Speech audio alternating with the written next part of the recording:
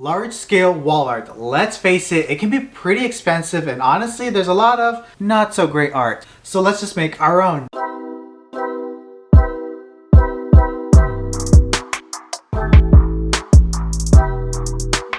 What is up? I hope your day is going well so far. Now if you're new here, welcome. My name is Jorge and like I said, I'm going to be sharing 3 different DIY large scale wall art ideas. That's a mouthful. Now, as you know, I really want my DIYs to not look like DIYs. I want these paintings to look like we just bought them right off of a very expensive art gallery. Now, if you don't have the skills or the creativity that you think, don't worry, you can do this. This is actually quite simple. And like a lot of my style here on this channel, I like to keep things very minimal, a little elegant, a little bit modern, but mixing a little bit traditional things here and there. So I think I have a little bit for everybody. So let's just jump right in, all right? Now this project, it's all about saving some money and using what you already have, or get a large art piece secondhand, maybe a thrift store. Because this one right here, I got at the thrift store for $3 or $4. As you can see, it's a generous size. It does have a little bit of damage, and I'll show you in a moment here. But basically, it's a solid frame. It has that fabric border to it, and of course the original painting. This would have originally been very expensive. It looks like it was actually custom made. Do I feel guilty painting over this? Yeah, kind of. Am I gonna get over it? I think so.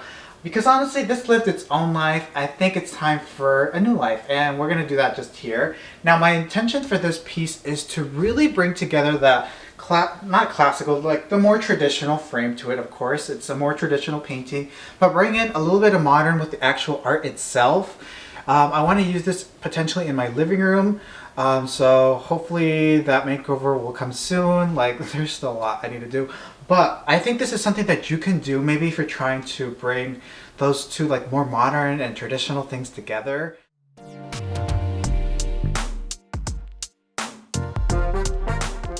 Like I said, we're going to be upcycling this existing artwork. Now, my first instinct was to restore the frame and make it look like it was intended to look like. But after some thought, I decided to go in a different direction. And in order to do this, I'm going to be painting it, and I'm removing the canvas. This will make it a lot easier to work with later on. Now, I painted it flat black. That's right, flat black. And I even painted the fabric part. Don't worry, we're going to come back to this a little bit later. Once the paint dried, I then taped around the wooden part of the frame just so I can get my hands onto the fabric. And you all, this stuff is my favorite. This is Rub and Buff in the gold leaf color.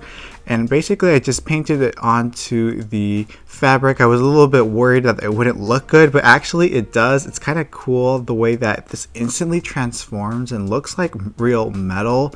So I went ahead and did that for the entire fabric part, and then proceeded to doing the artwork. Now, I don't know about you, but I sometimes get overwhelmed with artwork. I just sometimes don't know what colors I want to use. In this case, I decided to play it safe and pull colors from my living room.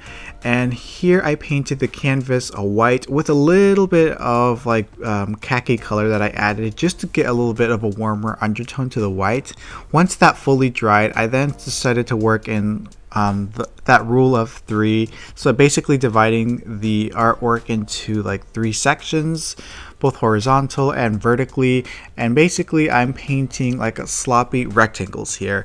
This is sort of a khaki color that I mixed with a little bit of white. I don't know why I'm going in with a fine brush to get those details. I wish I didn't do that, but regardless, I guess the trick here to getting some cool artwork, and you can go about this so many different ways, but the one I did is basically just taking the same color as the undertone, in this case sort of that khaki color that I use, and then just adding a little bit of white or maybe black to make it darker or lighter.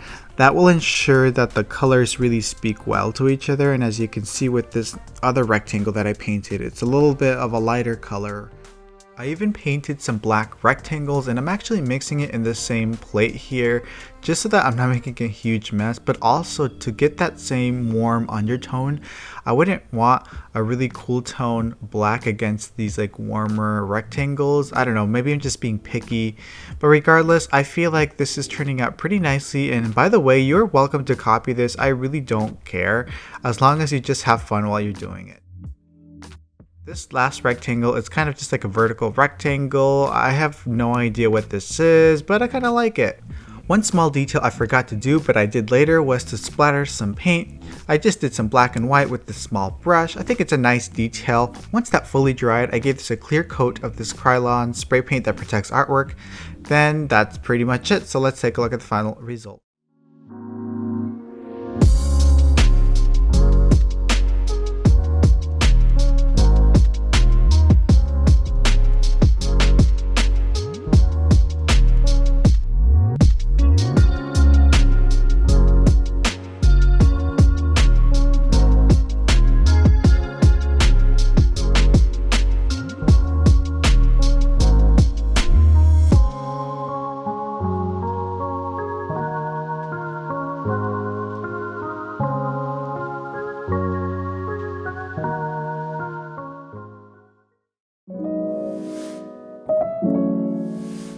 Now, many of you have been asking where I purchased this large wall art piece that you've seen in some of my videos. And first of all, thank you, but I actually made this myself last year and I think it turned out really great. It's very simple, it has this really cool texture. What I love about it is that a piece like this, you can just put it by itself if you're more on the minimal side, or I've seen people kind of take these types of paintings and like layer them. Maybe put them on a console and like layer some artwork on top of it. So much potential with this. But I'm going to share with you like on a smaller canvas that I picked up at the store. It's the same concept. You can scale this up or down. Now I will say if you want to buy like brand new canvas, you can actually go to like Michael's or Hobby Lobby or Joann's Fabrics or wherever you purchase your craft stores. There's always coupons, so take advantage of those and you can really get them for a pretty affordable price. I'm also going to share with you how I created sort of a floating frame for it on a very affordable budget. So let's just jump right in, alright? Like I said, I will be demonstrating this in a small canvas, but you can definitely scale this up if you want. Also be using some joint compound and sort of this notch trowel that I will link below. It's pretty affordable. I'm also going to sketch on the canvas sort of where I'm going to place the joint compound, and then taking a putty knife and spreading it a thick and even layer on there.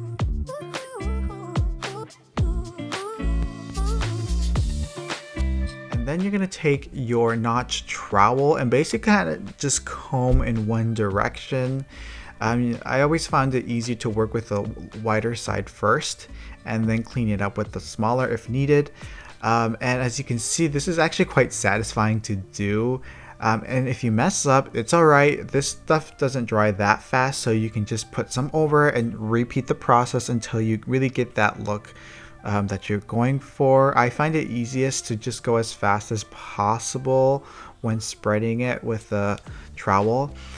I'm cleaning up the edges with this putty knife and also cleaning up the curves with a paper towel just to make sure I get a crisp and clean edge.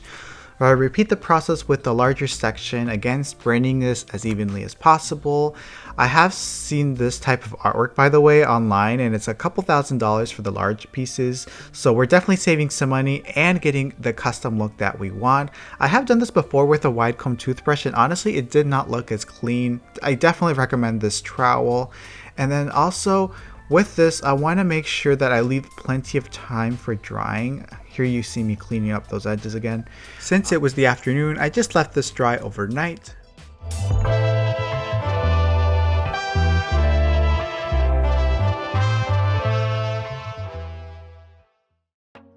So it is the next day and I will be painting this white. I know, very boring, but I love it.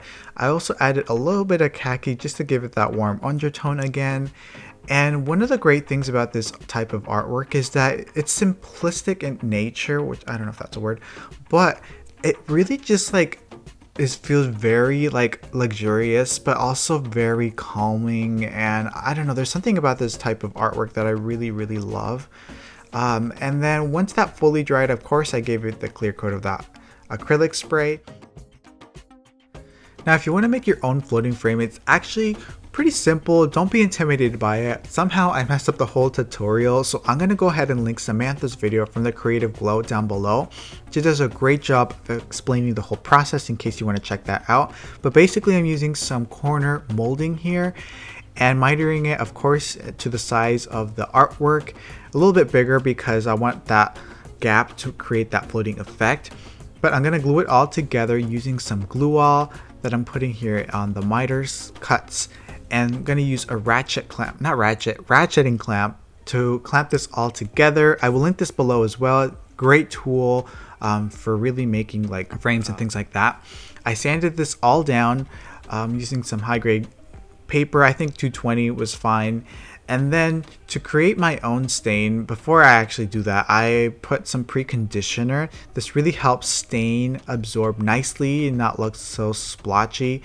But I really came up with this cool like stain color, and that is using some weathered oak, some simply white, and some dark walnut by Minwax. No, this is not sponsored, but the outcome of this is very, very exciting. It's almost sort of this like rich color tone that I feel like I've been seeing in a lot of high-end kitchen cabinets. But as you can see, I applied one coat of this. That was just enough, and there's no splotching, which is great. Let that fully dry, applied some polyurethane, and then mounted the artwork.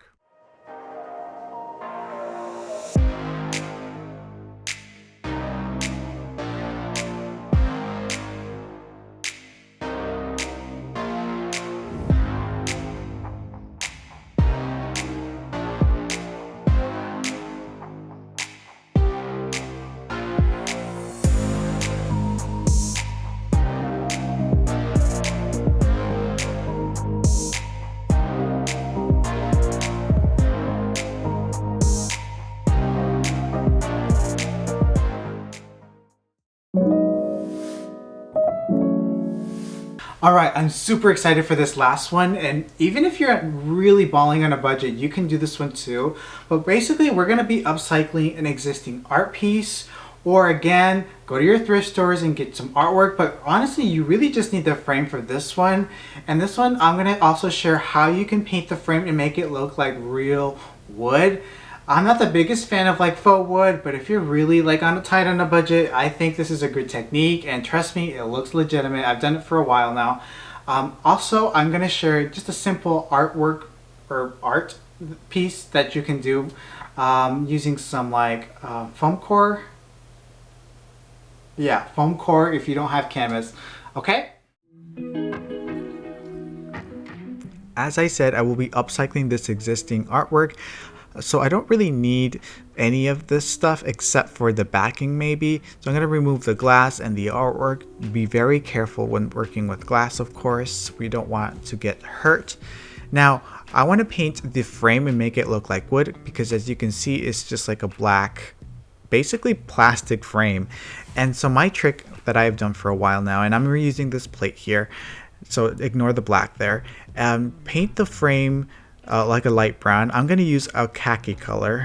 It's actually called khaki, and just give it 2 coats of the khaki. Really get some good coverage. Make sure that everything is nicely painted. This will be sort of the wood color per se. And then I'm going to go in once that fully dries and do a trick that actually makes it look like wood. Once that frame paint fully dries, it's time to create the wood grain. So with this, you're going to take some water, 1 drop of black paint, and then mix that really well together. Then basically just brush that onto the artwork. That starts to create sort of that faux wood grain. It actually looks legitimate, which I was very surprised when I first did this a couple years ago. And basically just keep layering it on until you get that look that you want. If you put a little bit too much, that's all right. You can wipe it off. Just do it enough so that you start to see some of that wood grain, but not overly done where you basically remove that khaki color that you had already done. And since this will dry and it will look like as it is, make sure that you're constantly wiping this on and off and just cleaning it up. At the end, I'm taking a paper towel just to like dry the brush as I spread, or I guess brush onto the frame. And of course, once that dries, you probably want to put a coat of polyacrylic or some sort of protective finish. Now, when it comes time to the artwork, I'm going to use the existing backing that came with the frame. If that's something that you don't have, go to your Dollar Tree or something, pick up some foam core board and use that, maybe some cardboard, and just put some joint compound on there. Just literally no wrong way to do this. Just spread it nice and evenly, get some texture.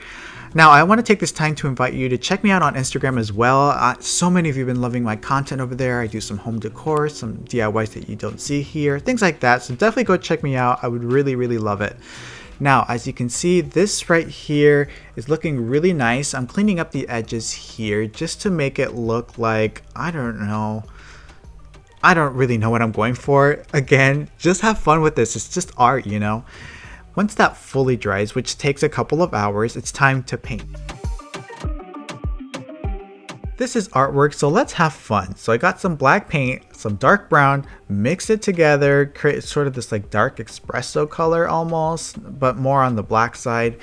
Painted it really well onto, I guess, the canvas, not really canvas, but whatever, you know what I mean. And getting into every little corner, every little nook, every little texture detail. Also gonna add some medium brown just to add, again, dimension, some layer here. Sloppily painting this on there, as you can see, but it starts to create this really cool, almost like weathered or like vintage looking feel. Added a little bit of white and then painted over the white with some of the black. Again, you can see sort of that visual texture that's being created. I think it's kind of nice, but you can totally go any direction you want with this. Maybe you can paint this green, I don't know. Once that fully dried, I painted basically a white box very sloppily, again, just to emphasize that texture. I let that fully dry, put the protective coat that I always do, mounted it on the frame. So let's take a look at the final result.